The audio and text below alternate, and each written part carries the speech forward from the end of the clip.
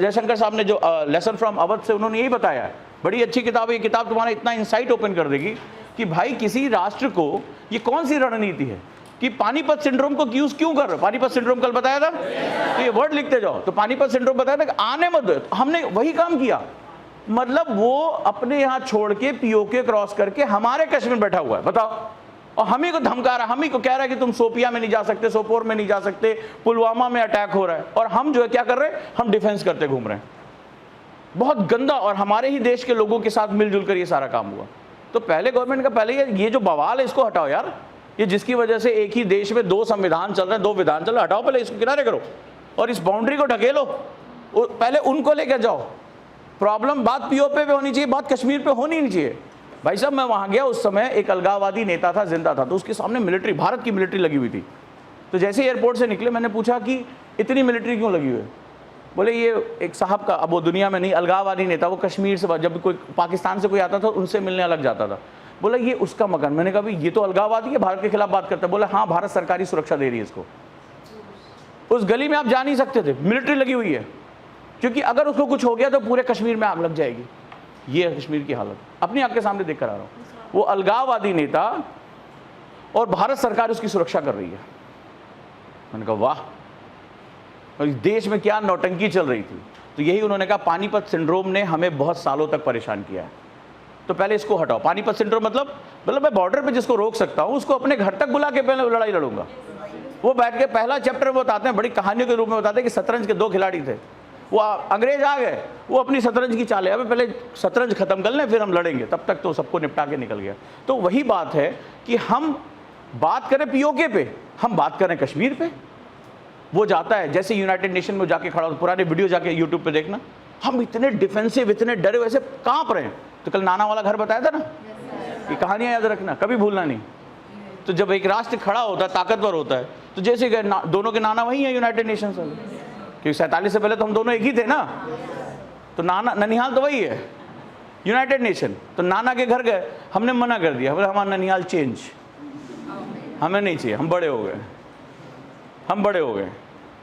तो जब कोई राष्ट्र ऐसा कहता है तो बहुत, अब पाकिस्तान सोच रहा है कि बताओ, हमेशा जाते थे, हम छोटे वाले थे, तो हम नहीं, छोटा वाला जो तो सबसे ज़्यादा जो नौटंकी करता है वो अपनी बात मनवा लेता है। यहाँ इस बार कोई, हमने कहा देख हमें सुनना ही नहीं है तुम्हारा, हमने कहा यूनाइटेड नेशन ही बनना, ननिहाल ही खराब हो गया है, सब करप्ट हो गए। तो अब उससे क्या हुआ, एक राष्ट्र की उम्मीदें निकल कर आती है कि एक राष्ट्र जो है, एक नेशन कहाँ से उभर कर सामने आ रहा है। यही हमारा डिस्कशन चला। तो ये वर्ड्स को कलेक्ट करते रहना, जो भी हम बोलते जा रहे हैं, इनको धीरे धीरे इस्तेमाल करना है। तो पहला जो उन्होंने चैप्टर शुरू किया, बड़ा जबरदस्त चैप्टर उन्होंने शुरू किया कि किसी भी राष्ट्र को पानीपत सिंड्रोम से बाहर निकलना होगा। वेट एंड वॉच नहीं करना होगा, तुम आओगे, तुम हमारे लिए करोगे, मेरे कन्हैया अर्जुन कब आएंगे, हम चारों तरफ पहने घूम रहे हैं, आ ही नहीं रहे वो। आप अगर एक सोवरेन नेशन है, एक सोवरेन राष्ट्र है, संप्रभु राष्ट्र है, जैसा हमारे संविधान में कसम खाई गई थी, भारत क्या है, सोवरेन है, संप्रभु है, यानी अपनी सीमाओं की रक्षा करने में स्वयं सक्षम है। तो पहले अपनी सीमाओं को तो पहचानो। तुम्हारी सीमाएं श्रीनगर नहीं है, तुम्हें तो पीओके भी लेना है। और देखो संसद में कितना बवाल हुआ, हमने लगा दिया एक नक्शा, वो चर्चा में चल रहा है ना, अखंड भारत का, जो आचार्य ने बनाया था, कांधार से लेकर इधर तक सब लेंगे हम। तो ये एक राष्ट्र की, ये बताता है कि हमारी एस्पिरेशन। और अब सबसे बड़ी बात है, हमें शर्म आती है चीज़ों को करना। हम इतनी ज़्यादा ऐसे डायलेमा में, ऐसे डॉगमास में हम फंसे हुए हैं, ऐसी प्रॉब्लम में हम फंसे हुए हैं कि हम अपनी चीज़ों को कभी कह ही नहीं पाए। 50 एग्जाम्पल है, जैसे आज हमने संसद में दिखा दिया अखंड भारत। वो कहता है हाँ भारत यही है और यही रहेगा। तो तुम्हें अपने राष्ट्र के बारे में बात करने में क्या शर्म है?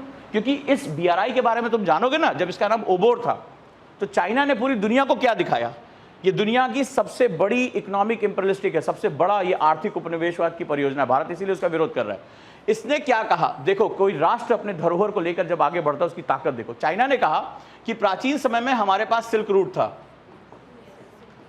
ठीक है, और वो अपना नक्शा लेके चलता है। वो 2500 साल पुराना अपना जो है, वो जो है होन्शुशु द्वीप पे जब जापान के साथ विवाद हुआ ना, वो इतना खतरनाक है, उसने जानते हो क्या किया, समुद्र के अंदर एक आर्टिफिशियल आइलैंड बना दिया। चाइना ने ओशियन के अंदर एक आर्टिफिशियल आइलैंड बना दिया, और आइलैंड जब बना दिया बोला यहां तक मेरी बाउंड्री है। क्योंकि आपकी कोई भी आइलैंड है उससे 200 नॉटिकल माइल आपके पास EEZ होता है, तो बोला साउथ चाइना से थोड़े ना नापेंगे, पैसा था, टेक्नोलॉजी थी, देखो ताकत होते रहते क्या, जाके उसने एक आइलैंड बना दिया आर्टिफिशियल। बोला हम तो यहां से नापेंगे। बोले अब नापो 200 नॉटिकल माइल, क्योंकि उसको सारे रिसोर्स चाहिए। और जब वो गया तमाम उसके ऊपर आरोप लगे कि ये चाइना क्या कर रहा है। चाइना ने कहा ये है यूरोप, वेनिस, ठीक है, ये वेनिस है, यूरोप का मध्य भाग। तो लैंड के थ्रू ये क्या करता था, साउथ चाइना से ये लैंड के थ्रू सिल्क रूट पे व्यापार करता था। पूरी दुनिया को ले जाकर उसने अपना मैप दिखाया। ये होता है जब कोई राष्ट्र अपनी सांस्कृतिक धरोहर के साथ जुड़ता है। उसने पूरी दुनिया को कहा देखो प्राचीन समय से जब तुम्हारे राष्ट्रों के निशान भी नहीं थे ना, तब हम व्यापार किया करते थे। बोले अब कुछ नहीं करेंगे, हम इसको सिर्फ वाटर से जोड़ देंगे, इसमें इंडिया भी आता है, इंडियन ओशन से होके। तो बोला इसको बोला वन बेल्ट वन रोड, इसी को बॉर्डर रोड इनिशिएटिव कहा। बोला इसमें जो जो आ रहा है, लैंड पे जो आ रहा है, वाटर पे जो आ रहा है, ये वाटर हो गया। इसमें भारत के भी 3 पोर्ट आ रहे हैं, श्रीलंका, हम्बनटोटा, ठीक है, ये सारा जितना भी सेगमेंट है वो सब कुछ इसको मिल रहा है। बोला ये हमारा है। अब बोला देखो कोई नया काम थोड़े ना कर रहे हैं, हम 2200 साल पहले भी यही किया करते थे। लाके सारे प्रूफ दिखा दिए। दुनिया करी ये होता है जब कोई राष्ट्र अपने इतिहास के साथ जुड़ता है। और हमें शर्म आ रही थी, अरे 1947 से पहले मखंडी तो थे, था क्या? तो इस बात को कहने में तुम्हें क्या शर्म आई है? 1947 से पहले, रेड क्लिफ लाइन ड्रॉ होने से पहले सारा कुछ हमारे तो था। तो उस बात को तुम्हें इतनी शर्म क्यों? इसको शर्म नहीं आ रही है। ये 2200 साल पुराना नक्शा लिए घूम रहा पूरी दुनिया में, जो चिल्लबो मचा रहा। बोला अच्छा यहाँ या तुम्हें यहाँ तुम हो ना, हम यहाँ है, लो एक आइलैंड ही बना डाला इसने, और जो करना है वो करो। ये इसकी पावर है। तभी तो आप अपने लोगों को सुरक्षित कर पाओगे, नहीं तो दुनिया तुम्हें कहीं नहीं रहने देगी। फ्रांस में हिंसा हो रही है, बहुत गहरा सब्जेक्ट है, बहुत गहरा सब्जेक्ट है। एक डायमेंशन तुम्हें दूं, तुमने ये सुना होगा वहां पे एक नया वर्ड आया हुआ है, किसको किसको पता है? क्या चल रहा है फ्रांस में? फ्रांस बड़ा सेकुलर अपने आप को कहता है, फ्रांस बड़ा उदारवादी कहता है, विचारों का बड़ा वो करता है।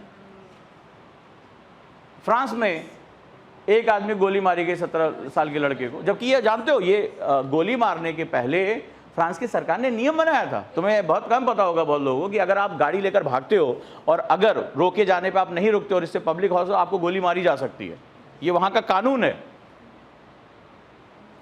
और वहां के नागरिकों को पता है। पूरा फ्रांस कैसे जल गया? 2005 में भी जला था, फिर जल गया। इतनी संपत्तियां जल चुकी उनकी। तो तुम्हें क्या लग रहा है क्या कारण रहा होगा? लोग बड़े असंतोष में हैं, गरीबी बहुत है वहां पे ना। कम्युनल वैल्यूज एक पक्ष है, लेकिन आईआर इसलिए पढ़ा रहा हूं क्योंकि आईआर में कुछ भी एक तरफा नहीं होता। अब तुम्हें एक वैल्यू और देता हूं मजेदार। पिछले कुछ समय से जो फ्रांस है,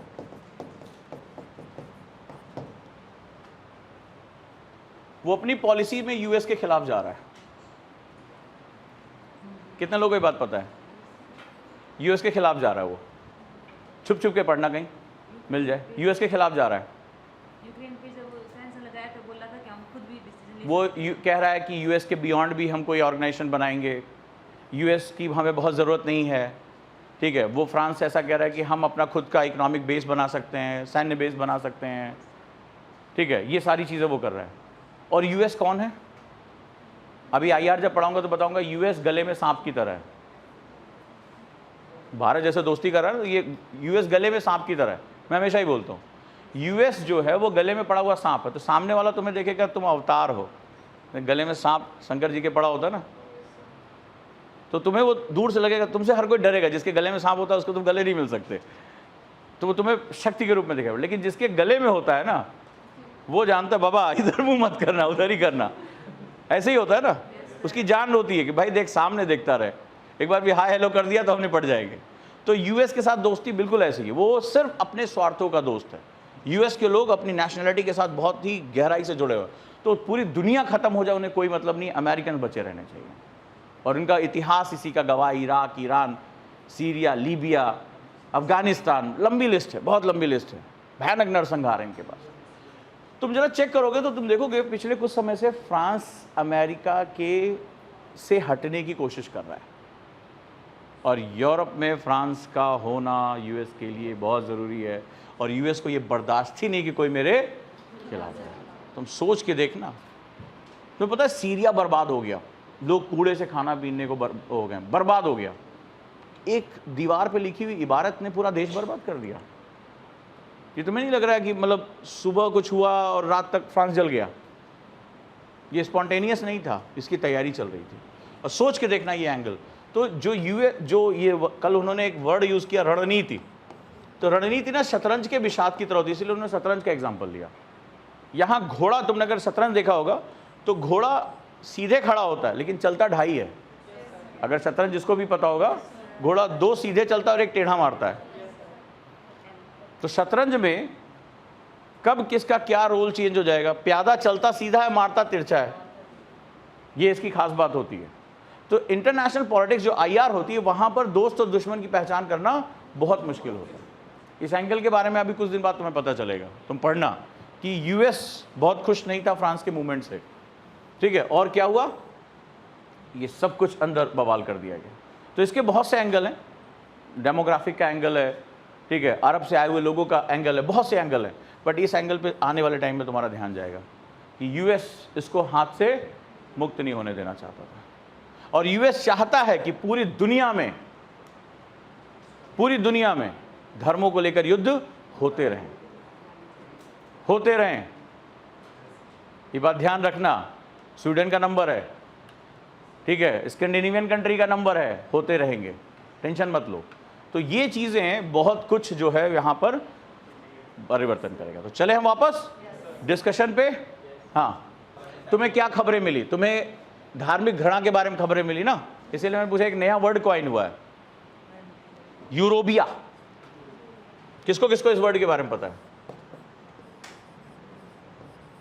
कितने लोग ये शब्द जानते हो? यूरोबिया अभी पढ़ा दे रहा हूं, 1-2 महीने बाद सब आएंगे न्यूज़पेपर में। पहले से तुम पढ़ गए। यूरोबिया कितने लोग ये वर्ड जानते हैं? जब अमेरिका ने सीरिया में या पूरे जो है वो अफ्रीकन कंट्रीज में, मिडिल ईस्ट में जब बम बरसाए, तो लोग छोड़ कर कहाँ भागे? यूरोप भागे, ठीक है, मेडिटेरेनियन को क्रॉस करके भागे। और कई लोगों ने शरणार्थी के रूप में लेना शुरू किया। ये जितनी भी यूरोपियन कंट्री है, जैसे हमारे पास डेमोग्राफिक विंडो ऑफ अपॉर्चुनिटी है, इनके यहाँ सबसे ज़्यादा बूढ़ी आबादी है। इनके यहाँ लोग जो है, बच्चे ही नहीं है इनके पास, काम करने के लिए जनसंख्या ही नहीं है, न खपत करने के लिए कोई जनसंख्या है।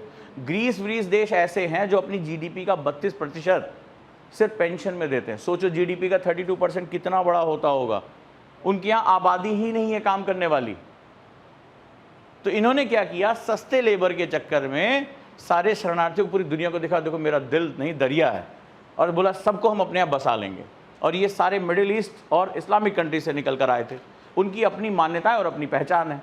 इन्होंने अपने आप को सेकुलर किया और धीरे धीरे ये जनसंख्या बढ़ने लगी। एक कॉन्सेप्ट बता रहा हूँ। तो धीरे धीरे फ्रांस में क्या हुआ, जो कि आप क्या होता है, कल्चरली रूप से अलग होते हो, और ये हमें दुनिया भर का भले चाहे ज्ञान दे, जिस दिन हमारी जितनी डाइवर्सिटी इनके यहाँ बिठा दोगे ना, ये खुद ही मर जाएंगे, ये खुद ही मर जाएंगे। दुनिया में अगर कोई सबसे सहिष्णु क्षेत्र है तो भारत है, क्योंकि भारत में जो ये सर्वे भवन्तु सुखिनः का कॉन्सेप्ट है ना, हम सबकी पहचानों को स्वीकार कर लेते हैं। इनके बस का नहीं है। ये तो उन्होंने 200-250 साल मजे काटे हमारे पैसे पे, उपनिवेश के पैसे पे, अफ्रीकन के ब्लड पे उन्होंने अपना जिया है। उनका असली पहचान अब तुम्हें समझ में आएगी कि ज्यादा देर तक वो सर्वाइव नहीं करने वाले।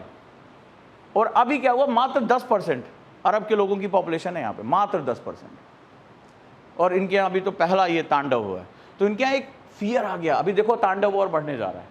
ये इस वर्ड है यूरोबिया, यूरोप का अरेबीकरण करना, यूरोप का अरबीकरण, अरब जहां से इस्लाम कल्चर ने अपना जन्म लिया।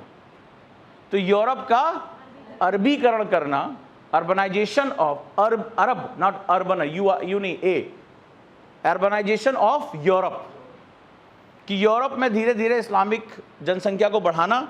कल्चरल क्लैशेस होंगे, वो उसको डील नहीं कर पाएंगे, तो फिर क्या होगा, वहाँ हिंसा होगी और सरकार को बैकस्ट। जैसे इस्लामोफोबिया एक वर्ड यूज किया था, लिबरल्स।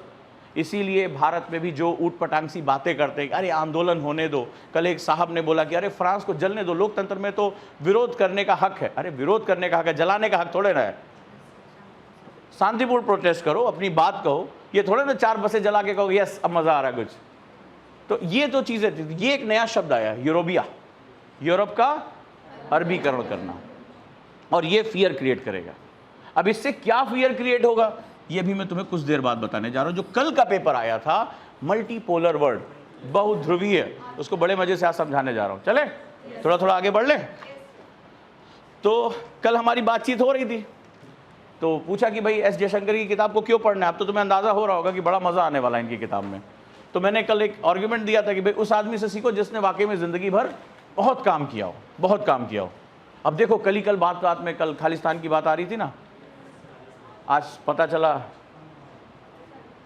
एक खालिस्तानी लीडर बहुत दिन से किसान आंदोलन में बहुत कुछ बोल रहे थे। अब ये माना जा रहा है कि कौन है इसके पीछे, लेकिन कल मैंने बताया था ना, भारत ने अब कहा कि वसुधैव कुटुंबकम का मतलब तुम गलत समझ गए थे। मेरी क्लास के बच्चे समझ गए ना इस बात को। तो लोगों को समझता था कि हम प्यार बांटेंगे, ये करेंगे। वसुधैव कुटुंबकम हमारा बहुत ग्लोबल है। बोले कि अब तुम कहीं भी चुकोगे। तो कनाडा से वो कहाँ गया? San Francisco. बोला वसुधैव कुटुंबकम। तो जो बदमाशी करेगा वो चप्पल खाएगा। चाहे तुम जाके स्टोर रूम में छुप जाओ, चाहे किचन में छुप जाओ, छत पे छुप जाओ, मम्मी हर जगह पहुंच जाएंगी। तो अब उनको समझ में आ रहा है कि ये जो संस्कृत का श्लोक था, वो आचार्य लोग जो थे ना, वो बड़े विद्वान लोग थे, उन्होंने बड़ा सोच समझ के बनाया था। अब उनको समझ में आ रहा है। तो ये क्या होता है, ये दुनिया ये वो कल जो मैंने बताया था कि उसी सांप से आप डरते हो जिसमें जहर होता है। तो अगर आप दंत विहीन हो, मतलब आपकी ताकत नहीं, तो अब दुनिया आपकी नहीं सुनेगी। ठीक है। तो जैसे कलाम साहब ने एक बार जब इनसे पूछा गया था कि आप मिसाइल क्यों बना रहे, इनको मिसाइल मैन कहा जाता था, महान शिक्षक। तो बोला मिसाइल क्यों बना रहे हो? तो उन्होंने कहा शांति की बात उसी के मुंह से अच्छी लगती जिसके पास ताकत हो, और जिसके पास ताकत ना हो वो शांति की बात करते समय याचक लगता है। बड़ी बड़ी गहरी बात थी कि अगर कोई ताकतवर इंसान शांति को मत लड़ो भाई, शांत रहो, तो मैं मान लो कह रहा हूँ, तो इस क्लास की सबसे ज़्यादा ताकत मेरे अंदर वेस्टेड है। हाँ भाई ठीक है, वो जान सर कह रहे हैं, नहीं तो अभी डिसीजन ले लेंगे। और अभी पता चला हमारा ऑफिस बॉय है, वो कह रहा है अरे आप लोग बहुत लड़ने दें, हमें दरवाजा बंद करके लड़ेंगे हम। तो उसकी बात नहीं सुनोगे, तो ये सच्चाई है। तो आपको ताकत दिखानी पड़ती है। ताकत दिखाने के कई तरीके होते हैं। ठीक है। तो चलिए बात इसको समझ में आई। तो एस जयशंकर साहब की स्टोरी बता रहा था। आप लोगों को इनसे भी सीखना चाहिए, आने वाले टाइम में आप भी एक ऐसे ऑफिसर बनो। लेकिन कल एक लाइन मैंने बोली थी कि पढ़ाई किताबों को पैशन की तरह लो, जियो अपने सब्जेक्ट को। अगर अपने सब्जेक्ट को जीना शुरू कर दोगे, मजा आना शुरू होगा। इसको कोई टारगेट मत दो कि ये सिलेबस पूरा करना है, ये फलाना चीज़ पूरी करनी है, कभी नहीं कर पाओगे। इसको जिंदगी की तरह लेके चलो। तो इनकी बुक हमें बहुत कुछ बताने जा रही है कि ये जो वर्ड है ना, बहुत तेजी से चेंज हो रहा है, बहुत तेजी से चेंज हो रहा है। यूरोप जो पूरी दुनिया को गवर्न करता था, वो प्रॉब्लम में फंस गया है। यूएस, उसको कुछ अभी कुछ समझ में नहीं आ रहा, वो उसने इतने पाप कर रखे हैं कि उसको धोने में उसको बड़ी प्रॉब्लम हो रही है। ठीक है, पाप। ठीक है, इस पर ध्यान दें। तो बुक में कई चैप्टर्स हैं जिसके बारे में हमने कल बात की थी। तो strategic culture, overcoming the hesitation of history, ये बड़ा इंपॉर्टेंट टॉपिक है उनका। हेजिटेशन मतलब हम बड़े अजीब से संकोच में रहते हैं। एक तो हमने सेकुलरिज्म वर्ड ऐसा इस्तेमाल किया, उसकी हिंदी और इंग्लिश, रिलीजन वर्ड को ऐसा इस्तेमाल किया है, पता ही नहीं चल रहा हम क्या कर रहे हैं। ठीक है। तो हेजिटेशन, हमारे अंदर एक संकोच है। अब कोई भी राष्ट्र अगर अपनी ताकत को लेकर जब संकोच करने लगता है तो वो कभी भी सर्वाइव नहीं कर सकता। देखो चाइना को देखो, तुम्हें इंटरनेशनल कोर्ट ऑफ जस्टिस ने क्या किया, आईसीजे ने उसको अपराधी घोषित कर दिया। तो बोला हु आईसीजे, उसको बोला कि आपने गलत किया, ये है, आप क्रिमिनल हैं, सम्मन जारी किया। तो वो ये नहीं कह रहा कि मैं सही हूँ गलत हूँ। बोला आईसीजे कौन है? I am not a member of ICJ. बोले भग नहीं ऐसे। ठीक है, ऐसे करके भगा दिया। उसने उस संस्था पे ही डिस्कार्ड किया। जैसे आज अब यूनाइटेड नेशन को कह रहे हैं कि 75 साल हो गए चाचा, तुमसे कहते कहते जब हम कुछ मांगते झुंझुना थमा देते, अस्थायी मेंबर 2 साल के लिए। हम भी खुश होकर झंझुना थमा देते। यहाँ के न्यूज़पेपर में हमारे नेता बड़ा बड़ा बयान देते थे, भारत को 2 वर्षों के लिए अस्थायी मेंबरशिप मिली। अरे करोगे क्या, वीटो तुम्हारे पास है नहीं। ठीक है। तो वही बात है कि तुम्हें दुकान के गल्ले बिठा दिया, ताला मार दिया, बोले छू नहीं सकते इसमें। बोले मैं सेठ हूँ, गल्ले बैठता हूँ। बोले अच्छा ठीक है, पैसे कहाँ? बोले पैसे सेठ के हैं। तो वही हमारी हालत हो रखी थी। तो ये आप जब अपने हिस्ट्री के हेजिटेशन से बाहर निकलोगे, एक तुम्हें छोटा सा एग्जांपल देता हूँ। आज इजराइल हमारा सबसे बड़ा रक्षा पार्टनर है, और रक्षा पार्टनर अलग तरीके से होता है। सामान खरीद लेना बड़ी बात नहीं है, टेक्नोलॉजी ट्रांसफर बहुत बड़ी बात है। ठीक है। हमारा जो बॉर्डर है पूरा का पूरा पाकिस्तान से लगता हुआ, बड़ा खतरनाक बॉर्डर है। कश्मीर में बॉर्डर को सेव करना इज़ वेरी डिफिकल्ट, क्योंकि वहाँ पहाड़ियाँ हैं, बहुत घने जंगल हैं, वो ऐसा कोई प्लेन लैंड नहीं है, बहुत मुश्किल है, बर्फ़ है। तो उस बॉर्डर को आप सेफ नहीं कर सकते। डेमोग्राफिकली दोनों एक तरफ से कश्मीरी बोलने वाले लोग हैं, तो आप आसानी से आ जा सकते हो। सेम ऐसा ही हमारा नॉर्थ ईस्ट में। ठीक है, नॉर्थ ईस्ट में म्यांमार के लोग और जो हमारे जनजातीय लोग हैं वो आराम से जंगलों के थ्रू आ जा सकते हैं। तो ऐसे बॉर्डर को सेव करना बड़ा मुश्किल होता है। तो इन्फिल्ट्रेशन हो गया, अभी 2-3 दिन से पढ़ोगे कितनी इन्फिल्ट्रेशन की कोशिश हो रही है।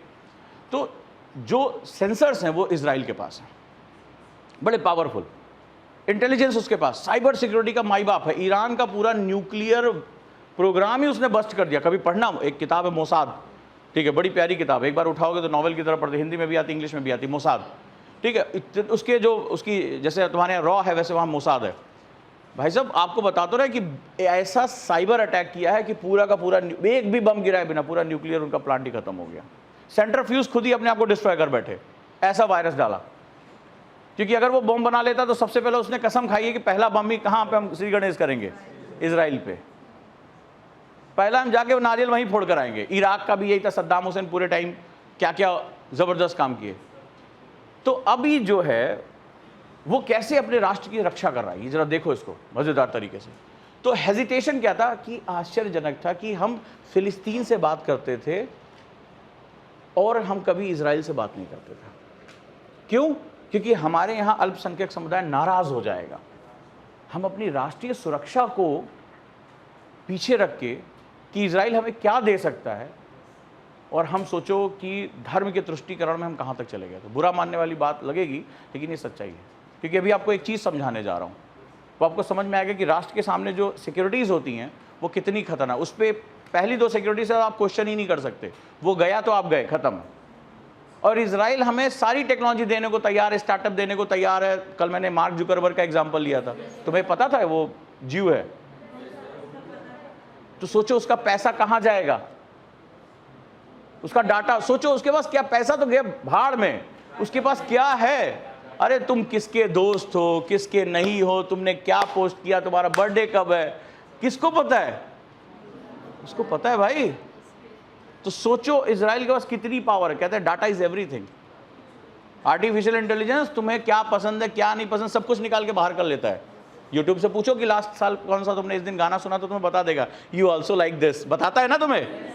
इसका मतलब somebody is reading। तुम्हें नहीं याद है कि तुमने 1 साल पहले ये वाला गाना सुना था।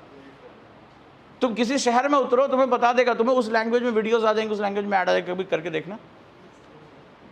तो उसको पता है कि तुम अभी अभी इस शहर में पहुंचे हो और यहाँ की ये लैंग्वेज है, ये रेस्टोरेंट है, ये खाना, तुम यू ऑल्सो लाइक दिस, ये कपड़े तुम्हें पसंद है, पिछले साल तुमने विंडो शॉपिंग की थी यहाँ पे, सब पता है ना, रीड कर रहा है ना।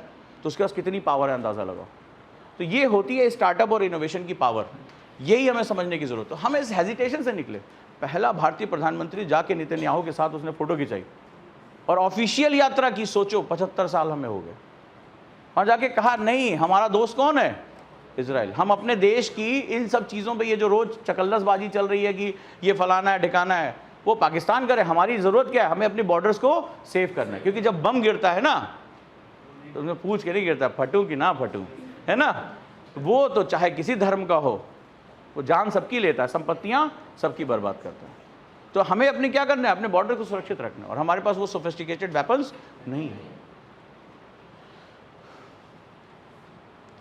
Public opinion and west managing China's rise, सारे चैप्टर्स में देखो।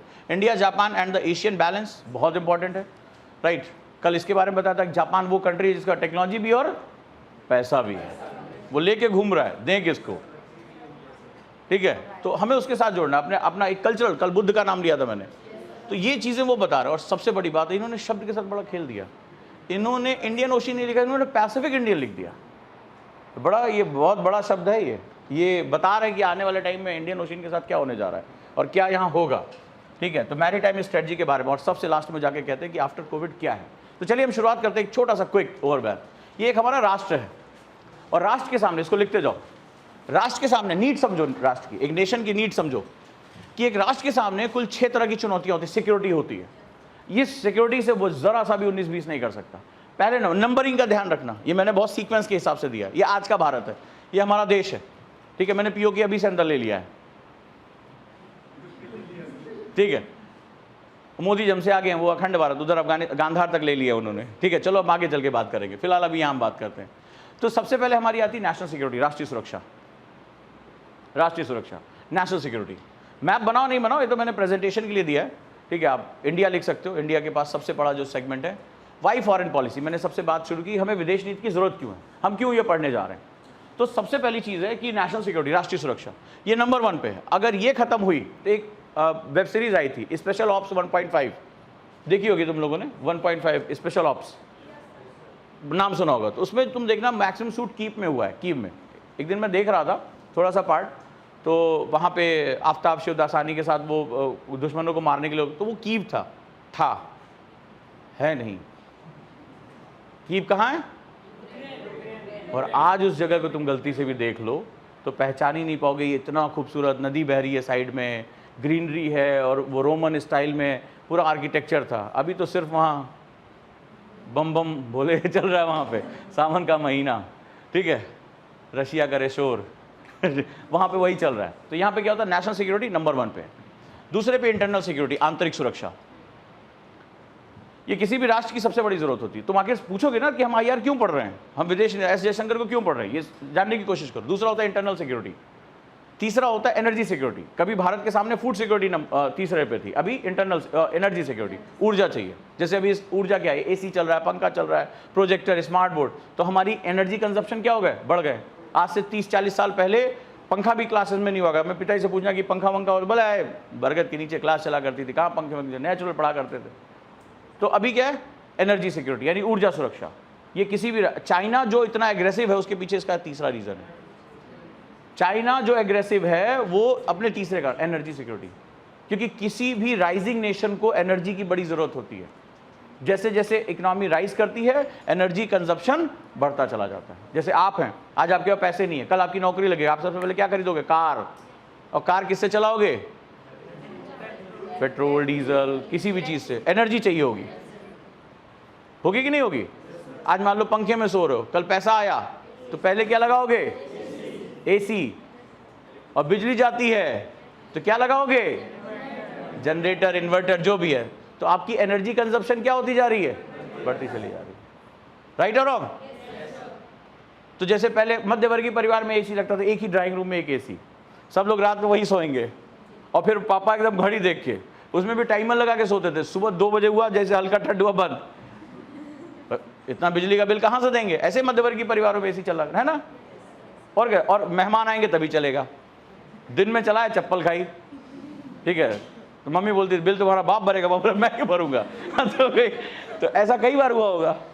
तो मम्मी ने जोश जोश में बोल दिया बिल क्या तुम्हारा बाप भरेगा, बाप बोले तुम हर बात पे यार मुझे टोकती रहती हो। तो उसमें क्या होगा, माहौल गर्म हो जाएगा। लेकिन अभी क्या, और जैसे जैसे आपने देखा होगा और अमीर परिवारों में AC चलता रहता है, कुत्ता भी AC में सो रहा है। इंसान छोड़ो, कुत्ते के लिए तो सबसे ज़्यादा वाला AC, वो यूरोपियन कुत्ता पकड़ लाते हैं, भालू जैसा दिखता है जो, और वो क्या होता है, वो ठंडे गर्म क्षेत्रों में रह ही नहीं सकता, लेकिन पाल रहे लोग। तो अब क्या होगा, दिन भर AC चलते रहते, क्यों, तो कंजप्शन क्या हो गया, बढ़ गया हमारा। तो अभी क्या है, एनर्जी सिक्योरिटी। चौथा फूड सिक्योरिटी, खाद्य सुरक्षा। जैसा कि कभी हम हरित क्रांति से पहले यानी ग्रीन रिवोल्यूशन से पहले हमारे पास खाने के नहीं थे, हम अमेरिका से PL 480 में गेहूं लिया करते थे।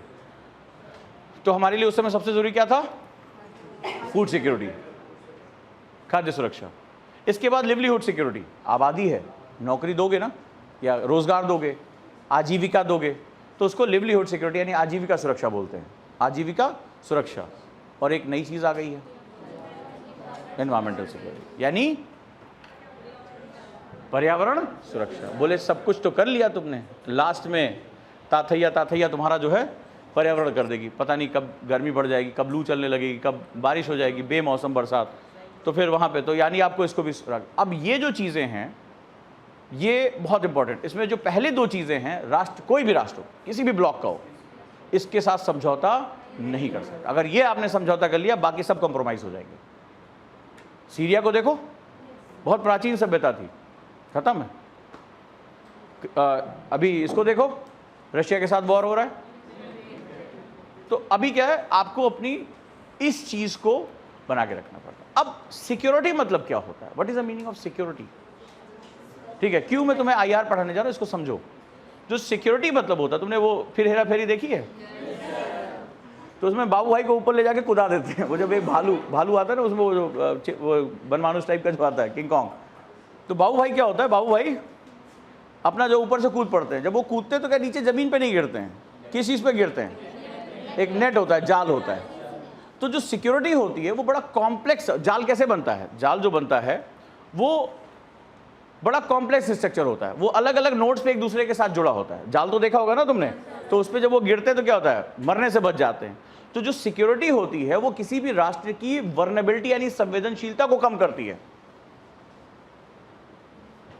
मान लो तुम्हारे यहां पाकिस्तान से ड्रग्स भेजी जा रही है, वो प्रॉक्सी वॉर कर रहा है, और आपके पास पोर्ट पर ऐसे स्कैनर्स लगे हुए टेक्नोलॉजी पे जो बड़े बड़े कंटेनर को स्कैन कर, जैसे एक्सरे होता है ना, पूरा एक्सरे कर दें, अंदर जो सामान है वो बाहर निकाल लिया।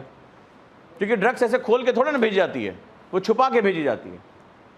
और अगर ड्रग्स अंदर चली आई तो तुम्हारा यूथ क्या हो जाएगा, बर्बाद हो जाएगा। तो हमारी जो वर्नेबिलिटी है वो बढ़ जाएगी। पंजाब पूरा का पूरा नशे में डूब गया आज की डेट में, बॉर्डर स्टेट है, पाकिस्तान प्रॉक्सी वॉर खेल रहा है। आप ड्रोन से वहां हथियार भेज रहे हो पाकिस्तान, वहां पे पंजाब में, तो आपको ऐसे सेंसर्स होने चाहिए कि अगर ड्रोन आ रहा है तुरंत मार के खत्म कर दिया उसको। तो अगर आपका सिक्योरिटी नहीं होगी तो आपकी वर्नेबिलिटी बढ़ जाएगी। सिक्योरिटी क्या करती है, वर्नेबिलिटी को यानी संवेदनशीलता को रिड्यूस करती है। जैसे इजराइल है, हमास क्या करता है, रात में उठा के धड़ाधड़ मिसाइल मार देता है, और वो मिसाइलें अगर जमीन पे गिर जाए ना, इजराइल खत्म है। तो आयरन डोम बनाया उसने, जैसे उधर से मिसाइल निकलती, हीट निकलती, इधर से एंटी मिसाइल मार देता है तुरंत, ऑटोमेटिकली सायरन बजता है, इधर तुरंत एंटी मिसाइल मारा, हवा में मिसाइलें उड़ा दी उनकी। नहीं तो हमास अब तक तो इजराइल को खत्म कर चुका होता। तो क्या होता है, आपकी वर्नेबिलिटी आपको कम करनी होती है। तो जो सिक्योरिटी नेट होता है बड़ा कॉम्प्लेक्स होता है, आईआर इसीलिए बहुत कॉम्प्लेक्स होता है। आपने क्या देखा, जाल कैसे बनाया जाता है, जाल ऐसे खड़ी खड़ी रस्सियां नहीं होती हैं, एक दूसरे के साथ गुथी होती हैं, इधर से नोड इधर से नोड। तो जाल अब याद रहेगा, आईआर यही है, दिस इज द आईआर। तुम्हारी नीड क्या है, तुम्हारी कंट्री की नीड क्या है, इस 6 के साथ कोई भी सरकार हो समझौता नहीं करेगी तो बम फूटेगा। तुम जाओगे सरोजनी में शॉपिंग करने, फूटा था ना बम, कितने लोग मारे गए थे, ट्रेन में सफर कर रहे, बम फूट गया, खत्म हो गया। तो क्या होगा, तुम्हारे लोगों की जान माल का नुकसान होता जाएगा। तो यहां तुम्हें क्या करना पड़ेगा, इन नीड्स को पूरा करने के लिए तुम्हें एक कॉम्प्लेक्स जाल बनाना पड़ेगा, ताकि मेरे देश के लोग, मेरी इकोनॉमी, मेरा एग्रीकल्चर, मेरा क्लाइमेट, मेरा जो है सिक्योरिटी, ये सब कुछ, मेरा जो है साइबर सिक्योरिटी, ये सब कुछ क्या रहे, देश के अंदर का दुश्मन, बाहर का दुश्मन, मान लो यहां नहीं बैठ के कनाडा में अपना गेम खेल रहा है, तो हम न्यूट्रलाइज करेंगे ना उसको वहां पे भी। तो आपको क्या होगा, क्योंकि यहां रहेगा तो क्या होगा, पूरे देश ने देखा क्या हुआ, तिरंगा झंडा उतार दिया गया, ठीक है, हत्याएं हो रही हैं, सड़कें ब्लॉक कर दी गई भारत के खिलाफ। ऐसा थोड़ा सिर्फ बम से लड़ाई होती है, भारत के खिलाफ इतना ओपिनियन क्रिएट किया गया न्यूज़पेपर में कि पूरी दुनिया को भारत एक विलन लगने लगा। और एक किसानों के लिए जो बिल आया था उसको सरकार को वापस लेना पड़ा। वो एक महान कृषक हैं, ग्रेटा, बचपन से खेती करती चली आई हैं। हाँ, ग्रेटा थनबर्ग जो है, ट्विटर पे जो पर्यावरण को बचाती हैं, ठीक है, 15-16 साल की, वो महान कृषक हैं, वो बहुत बड़ी खेती करती है। उन्होंने भारतीय किसान आंदोलन पे बहुत कुछ लिखा, ठीक है, वो बचपन से ही खेती करती चली आई हैं, ट्विटर पे ही सारा करती हैं, वो जो भी करती हैं, उनकी फसलें वहीं पाई जाती हैं, ठीक है, पढ़ना ग्रेटा देवी के बारे में, बहुत महान किसान है वो। तो उन्होंने भारत के किसान आंदोलन के बारे में बहुत कुछ, रेहाना गाना गाती हैं, उन्होंने भी बहुत बचपन से बहुत खेती किसानी की है, ठीक है। तो वही चीज़ें हैं। तो दुनिया, भारत के खिलाफ बहुत से कॉम्प्लेक्स इश्यूज चलते रहते हैं। तो इसका मतलब है कि जो कंट्री की नीड होती है वो इतनी साफ सुथरी नहीं है। तो हम लोग यहाँ बैठे हुए हैं ना, इसके पीछे बहुत सी एजेंसीज काम कर रही हैं, बहुत से लोग काम कर रहे हैं कि हम यहाँ शांति से बैठ के पढ़ाई कर सकें। नहीं तो देश के जो दुश्मन हैं, वो ऐसा नहीं कि सिर्फ जो पाकिस्तान और चाइना है, ये दुश्मन थोड़े ना है, ये तो नहीं वो बड़े वाले गुंडे के जो एजेंट होते हैं, ये उस तरह हैं। बड़े गुंडे बहुत दूर बैठे हुए हैं, बड़े गुंडे पूरी दुनिया पे अपनी मोनोपोली चाहते हैं। बड़े गुंडे चाहते हैं कि तुम आर्थिक, सांस्कृतिक, सामाजिक हर तरह से उनके गुलाम रहो। बड़े गुंडे की जो कंपनी है ना उस देश की, वो चाहती है कि उसकी वैक्सीन तुम लो, तो तुम बीमार पड़ो तो इसलिए वायरस बनाता है, वो वायरस भी वही बनाता है। तुम आने वाले समय में 10-20 सालों में देखना, पता चलेगा बड़े बड़े वायरस इन्होंने ही बनाए हैं। तो जब बीमार पड़ोगे तो क्या मांगोगे, इलाज मांगोगे, तो उनकी क्या होगा, कंपनी बिकेगी। एक आंकड़ा छोटा सा दूं, पूरी दुनिया में 100 में से 52 हथियार जो बिकते हैं पूरी दुनिया में, वो सिर्फ अमेरिका और ब्रिटेन के हैं। तो कैसी दुनिया अच्छी लगेगी? गांधीवादी? पूरी दुनिया के 100 में से 52 हथियार सिर्फ इन 2 देशों के पास है, वो पूरी दुनिया को बेचते हैं। तुमने कभी आईसिस में देखा वो जो गाड़ियों पे चढ़ के जो बेहतरीन हथियार लेकर घूम रहे थे, वो आया कहां से? उनसे कट्टा तो ढंग से बनेगा नहीं, उससे अच्छा बढ़िया हमारे यूपी बिहार में बन जाता है। और वो कितने सोफिस्टिकेटेड वेपन्स लेके घूम रहे थे, वो किस कंपनी से बने थे? तो एक तरफ तो तुम आतंकवाद के खिलाफ लड़ाई लड़ रहे हो और आतंकवादियों के हाथ में तुम्हारी कंपनी का हथियार है। हम कौन है भाई? तुम भी खड़े, मारो मारो मुझे मारो, वही वाली तुम्हारी हालत हो जाएगी। मतलब समझ में ही नहीं आ रहा है। हर 100 में से 52 हथियार तुम्हारा, और तुम जो आतंकवाद के खिलाफ लड़ाई लड़ने के लिए पूरी दुनिया में बम गिराते घूम रहे हो। तुम्हें कौन सी दुनिया अच्छी लगेगी? लड़ाई होगी ना। तो सीरिया में यही किया। सीरिया में एक भाई साहब लड़ रहे थे, तो दूसरे वाले बोला तुम ऐसे लड़ोगे, ईंटे से मारोगे, लो कट्टा पकड़ो मार दो, लो ये अरे मतलब भैया वो खरीदे, बंदूक खरीदने पैसे नहीं, अरे तुम रखो यार हम दे रहे हैं, अपना भाई समझ के रख लो। तो ऐसे लड़ाई हुई, सीरिया में लड़ाई बढ़ गई। अब तुमने इनको एक गोली मार दी, इन्होंने तुम्हारे 2 आदमी मार दिया, फिर बोले अरे वो 2 आदमी मार दिया, अरे तुम यार ये दोनों कट्टे रखो। सीरिया ऐसे बर्बाद हुआ। और कैसे बर्बाद हुआ? सिंपल, ठीक है, आपस का झगड़ा था, निपट जाता 2-4 दिन में, लेकिन उसको इतने हथियार सप्लाई कर दिए। तो पूरी दुनिया को हथियार सप्लाई कर रहा है। क्यों? उसका क्या बिक रहा है? उसका हथियार बिक रहा है, उसकी इकॉनमी जा रही है। तो दुनिया बहुत कॉम्प्लेक्स है मेरे भाई, और ऐसे देश ऐसे स्थिति में अपनी सॉवरेनिटी को बचाए रखना बहुत कॉम्प्लेक्स, अपनी सिक्योरिटी नेट को बनाए रखना बहुत। तो कंट्री की नीड समझ में आई, हमें ये 6 सिक्योरिटी हर हालत में मेंटेन करनी है। अब एनवायरमेंट सिक्योरिटी का क्या मतलब हुआ? तो पता दुनिया में सबसे ज़्यादा कार्बन डाइऑक्साइड कौन निकाल रहा है? यूएस। और तुम्हें पता है एक भी एग्रीमेंट में उसने साइन नहीं किया। उसके बाद अब चाइना तो अब उभरा है, भारत अब उभर रहा है, बहुत बहुत अंतर है, मतलब डोमिनेंस है इसका। और जैसे हम जाते बोलते हैं साइन करो पेरिस पे, हर दीवार पिक्चर की तरह अमिताभ बच्चन की तरह लेके चला आता है, तो जाकर उस आदमी के साइन लेकर जिसने मेरे हाथ पे लिख दिया था, ये वाली इसकी हालत। बोले इंडिया और अमेरिका का जो है वो साइन लेकर आओ, चाइना का साइन लेकर आओ। ओ इंडिया कह रहा भाई अभी तो हमने अपनी अंगड़ाई ली, हमारी इतनी बड़ी पॉपुलेशन, हमारी इंडस्ट्री बंद कराओगे क्या? तुमने तो 150-200 साल हिस्टोरिकली, मतलब भारत कहता है हिस्टोरिकल, एक वर्ड यूज़ करता है, कहता है हिस्टोरिकल रिस्पॉन्सिबिलिटी लो। और ये ग्लोबल वार्मिंग क्या है भाई? ऐसा तो नहीं है ना कि तुम मान लो 3% कार्बन डाइऑक्साइड निकाल रहे हो, वो 20% निकाल रहा है, पूरी दुनिया का 20% निकाल रहा है, तुम 3% निकाल रहे हो, और फिर दोनों कह रहे हैं हम लोग चलो बराबर बराबर खेलते हैं। कैसे? 70% तुम्हारा ज़्यादा है, तुमने सालों तक कार्बन डाइऑक्साइड। और जो ये ग्लोबल वार्मिंग है, ये प्रकृति ना बड़ी समतावादी है, उसको ना पूंजीवाद समझ में आता है, ना समाजवाद समझ में आता है, ये इसको निपटाना समझ में आता है। तो जब बर्फ़ पिघलेगी, समुद्र का जल स्तर बढ़ेगा, जलवायु परिवर्तन होंगे, तो ये नहीं पूछेगा कि तुम जाके बोलो ना तुम तो कार्बन डाइऑक्साइड अमेरिका की हो, बोले नहीं नहीं हम धरती के नहीं आंटी, जाके बोलो बड़ा इमोशनल होके बोलो तुम अंग्रेजन दिखती हो, तुम तो यूएस की हो, बोले नहीं नहीं नहीं, सबसे ज़्यादा मरोगे बेटा तुम, क्योंकि उनके पास बहुत पैसा है, वो बच जाएंगे। जो गरीब आबादी सबसे पहले मरेगी, जो लू के थपेड़े होंगे, तो वो तो एसी कार में निकल रहे हैं। वो जो भारत, बांग्लादेश, पाकिस्तान का गरीब आदमी है, वो निकलेगा ना लू में काम कर, उसको ठेला ढूंढ, तभी तो मर गया लू से। जो पानी भरेगा तो गरीब आदमी घर, उसकी दीवारें थोड़ा, देखो बिहार में जरा सी आंधी पानी आई, पता लगा घर ही साफ हो गया, और 3 टप्पड़ सब उड़ गए। जो जिनके पास मल्टी स्टोरी बिल्डिंग, उनको क्या टेंशन पड़ी है? तो मरेंगे ये, ठीक है, करेंगे वो। तो इसीलिए बहुत कॉम्प्लेक्स सिचुएशन। अब उस जिद्दी आदमी को लेकर कैसे आओगे टेबल पे? वो मानने को तैयार नहीं, वो कह रहा नहीं सब कुछ जीरो। उसका एक पुराना स्टाइल है, बोला खेल आज से शुरू हुआ, हमारा अलग चलेगा। तो वो गेम को ऐसे खेलता है। और हम कह रहे हैं नहीं, हिस्टोरिकल रिस्पॉन्सिबिलिटी लो। तुमने 150 साल इतना मज़े लिए ज़िंदगी के, इतना कार्बन डाइऑक्साइड निकाला, अब रिस्पॉन्सिबिलिटी नहीं, पीछे का सब माफ़। बोला नया गेम खेलेंगे, आज से शुरू होगा। अच्छा आज से शुरू होगा, पता लगा हम तो जब हमारा प्रोडक्शन बंद हो जाएगा तो अपना सामान कौन बेचेगा? वही हमें बेचेगा। बोला तुम प्रोडक्शन मत करो, तुम खाली कंजप्शन करो। वाह वंडरफुल। एक तो हमारी सरकारें वैसे भी माशाल्लाह इतनी ज़बरदस्त, उनके पास ताकत। बोले कुछ ना करो, हम है ना, तुम अपना टैग लगाओ गरीब का, बुलेट पे आओ राशन लेने गरीबों वाला। तो हम पहले इतना बांट रहे हैं, वो कह रहा तुम और भी ना काम करो, हम है ना तुम्हें देने के लिए। तो हमारी हालत है। तो दुनिया कॉम्प्लेक्स क्यों है? दुनिया कॉम्प्लेक्स है, ये जो वर्ड है ना, ये बहुत कॉम्प्लेक्स है। यहाँ तुम्हें पता ही नहीं चलने वाला। तो इसको मैं समझाने के लिए पहला यूज़ करता हूँ। पहला दुनिया का पहला हिस्सा है, उसको हम लोग बोलते हैं यूनिपोलर, एक ध्रुवीय। जैसे 1991 के बाद अमेरिका हो गया था एक ध्रुवीय, जिसकी लाठी उसकी भैंस, बोले जो करना वो करे। वो कहेगा ये आतंकवाद अच्छा वाला है, अच्छा ये बुरा वाला आतंकवाद, अच्छा वो हमें मम्मी है ही नहीं अच्छा, आतंकवाद तो आतंकवाद रहा है।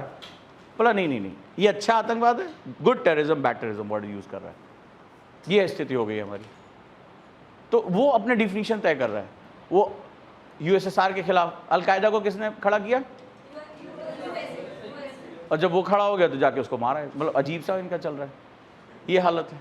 तो जिसकी लाठी उसकी बैठ, यूनिपोलर वर्ड, एक ध्रुवीय, एक ही बॉस है। तो अमेरिका 1991 के बाद बॉस हो गया। दूसरा है दुनिया बाइपोलर। बाइपोलर को कैसे समझोगे, जैसे कोल्ड वॉर के समय। तो अब इसमें ऐसे समझो कि एक शादीशुदा आदमी है, उसके चेहरे से पता चल रहा होगा शादीशुदा है,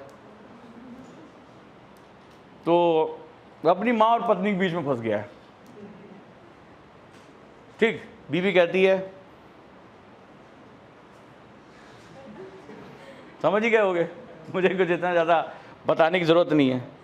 अब माँ कहती है जोरू का गुलाम। जब से बीवी का मुंह देखा है तब से माँ जो है पराई हो गई। अब ये समझ भी नहीं आ रहा है जाए तो कहाँ जाए। तो बाइपोलर वर्ड में दो अलग अलग विचारधाराएं होती हैं, जैसे समाजवाद और पूंजीवाद।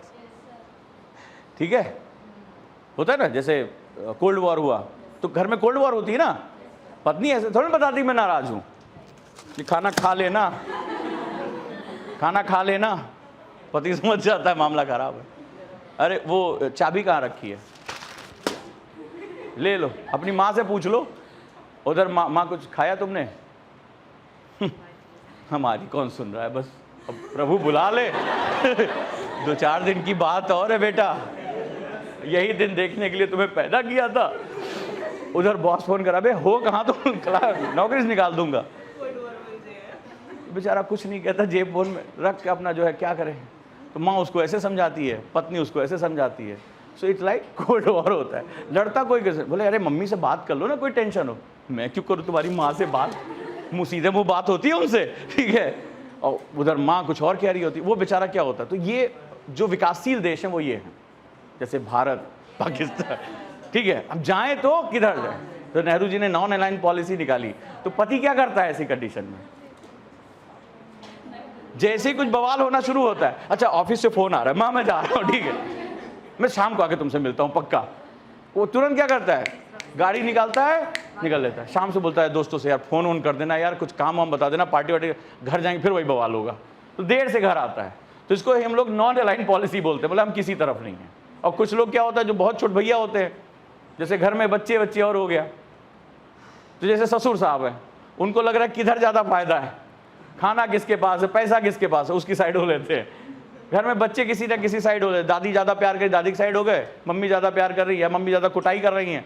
तो ये शक्ति का भी प्रयोग होता है ना, हर समय लालच थोड़ा ना होता है कि भाई मम्मी जैसे कोने में ले गए, अच्छा बहुत दादी दादी कर रहा था, इधर आओ कोने में, धर के कूट दिया। तो पावर का भी इस्तेमाल होता है। तो बच्चे भी उसी हिसाब से डिसाइड कर लेते हैं किस तरफ रहना है। मम्मी घर में है तो मम्मी की साइड, नहीं है तो दादी की साइड। तो ऐसे ऐसे पाकिस्तान अमेरिका की तरफ चला गया, ठीक है। तो अलग अलग ब्लॉक्स बढ़ गए। तो ये जो है वो विकासशील देश होते हैं, इनको समझ में नहीं आता जाएं किधर जाएं, ठीक है, इस तरफ जाएं या इस तरफ। तो ये बाइपोलर वर्ड हो गया, यानी दो ध्रुवी हो गया। फिर दो ही ध्रुव होता है। जो मल्टीपोलर होता है वो कुछ ज़्यादा ही खतरनाक होता है, ठीक है। अब तो समझ ही गए होंगे इसके बारे में। ये मल्टीपोलर वर्ड है, ठीक है, ये मल्टीपोलर है। ध्यान से देख लो। तू प्यार है किसी और का, तुझे चाहता कोई और है, ये मल्टीपोलर वर्ड है। यहां पता ही नहीं चलता कि दोस्त कौन है और दुश्मन कौन है। तो जैसे ही जब अमेरिका की ताकत खत्म हुई, यूनिपोलर वर्ड खत्म हुआ। पहले 1991 तक बाइपोलर था, फिर यूनिपोलर हुआ। लेकिन जब वो अफगानिस्तान वॉर में फंसा, उसकी ऐसी तैसी जब हुई, उसकी इकॉनमी खत्म हुई, यूरोप की आबादी बूढ़ी होने लगी, तो अब दुनिया में ढेर सारे पोल्स जनरेट होने लगे अलग अलग। तो ये वाली हालत है। जैसे मान लो थोड़े दिन पहले हम रशिया से तेल खरीद रहे थे, लेकिन अमेरिका से बातचीत कर रहे थे, ठीक है, ऐसे ही चल रहा था। फिर आज हम अमेरिका के साथ जाकर हथियार खरीद रहे हैं, तो रशिया को धीरे धीरे मना रहे हैं फ़ोन करके कि हम तुम्हारे विचारों के साथ खड़े हैं, युद्ध हम ही बंद कराएंगे। तो इसमें क्या होता है, इसमें दोस्त और दुश्मन का पता नहीं चलता है, ठीक है। तो ये होता है मल्टीपोलर वर्ल्ड। अब मल्टीपोलर वर्ल्ड में एक और प्रॉब्लम जनरेट होती है जिसके बारे में बताऊंगा कि फ्रांस में एक्चुअली हुआ क्या, ठीक है। लेकिन आज यहीं, ठीक है, मजा आया? चलिए देखते हैं। Thank you so much. तो जुटे रहिए। और हाँ, एक और इन्फॉर्मेशन है आप लोगों के लिए, और वो है पूजा मैम जो है वो शुरू कर रही है हिस्ट्री ऑप्शनल, ठीक है। तो जो लोग यहाँ क्लासरूम में ही शुरू होगा उनका, मैम ने बताया कि नहीं बताया अभी? आए, मैं तो 2 बार बोल चुका हूँ। तो हिंदी इंग्लिश दोनों में इनका ऑप्शन यहाँ शुरू हो जाएगा क्लासरूम में ही, ठीक है, 1 अगस्त से। तो जो लोग हिस्ट्री ऑप्शन लेना चाहें वो पूजा मैम के साथ अपनी हिस्ट्री कंप्लीट कर सकते हैं। जो आप लोग कह रहे थे ना क्लासरूम में भी होना चाहिए, फिर धीरे धीरे और जो है चीज़ें हम ऐड ऑन कर देंगे, PSIR ऑप्शन ऐड ऑन कर देंगे यहीं क्लासरूम में, ताकि आप लोग अपना टाइम यहाँ निकाल सको, ठीक है।